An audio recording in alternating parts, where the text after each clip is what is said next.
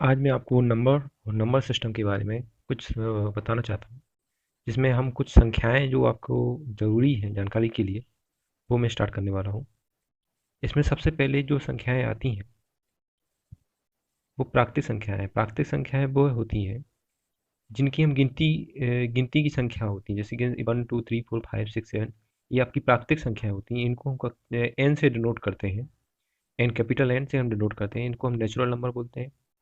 ना हम जो प्रकृति से प्राप्त हुई संख्या होती है, वह हमें प्राकृतिक संख्या कहलाती हैं। है ना। सबसे छोटी जो प्राकृतिक संख्या है, सबसे छोटी जो प्राकृतिक संख्या है वह आपकी एक है। सबसे छोटी प्राकृतिक संख्या एक है। और सबसे बड़ी प्राकृतिक संख्या असंभव है, ये क्योंकि इनफिनाइट तक होती है, इनको आगे तक एक्सटेंड किया जा सकता है, इसका कोई लास्ट में नंबर नहीं होता। तो ये प्राकृतिक संख्या होती होती हैं।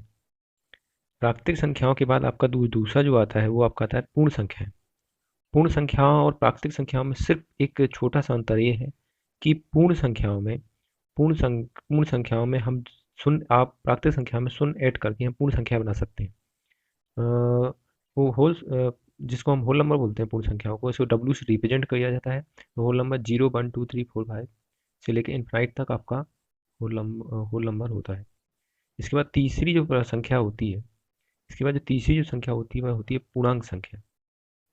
पूर्णांक संख्या पूर्णांक संख्या में सिर्फ इतना अंतर होता है कि इसमें ऋणात्मक संख्याओं को क्या कर दिया जाता है, ऋणात्मक चिन्ह वाली प्राकृतिक संख्याओं को हमने ऐड कर दिया जाता है, तो हम पूर्णांक संख्या प्राप्त कर सकते हैं।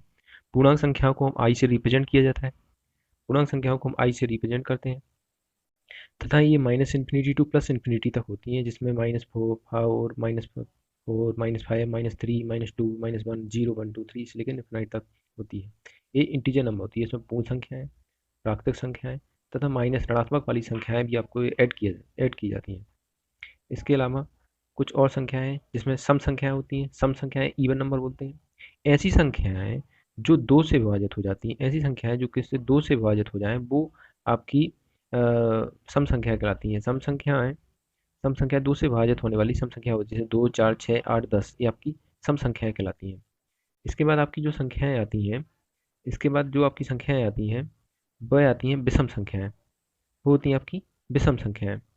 विषम संख्याएं जिसको हम ऑड नंबर बोलते हैं, ऐसी संख्याएं जो दो से विभाजित नहीं होती। सम संख्या और विषम संख्याओं में सिर्फ अंतर इतना होता है कि सम संख्याएं दो से विभाजित होती हैं, मतलब विषम संख्याएं दो से विभाजित नहीं होती। उदाहरण के लिए 1, 3, 5, 7 ये दो से नहीं विभाजित होती, इसलिए हमको इनको विषम संख्या बोलते हैं।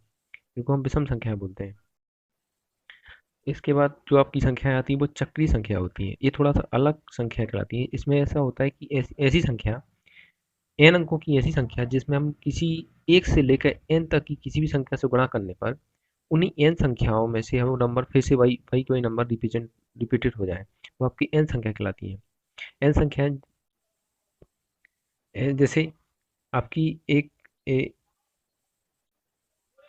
1, 4, 2, 8, 7 है। इसमें दो से गुणा करने पर 2, 8, 5, 7, 1, 4 आती है। मतलब ये जो संख्या है, ये आपकी पूरी ये जो संख्या है, यही संख्या आपकी द्वारा मिल जाएगी। इसके अलावा कोई दूसरे नंबर नहीं आते। जो एन संख्या थी वही वही।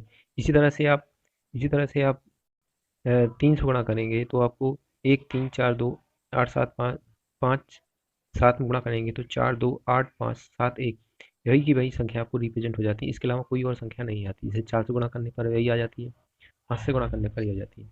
ये आपकी कुछ प्राकृतिक संख्या है जिनको मैंने आपको समझाया है।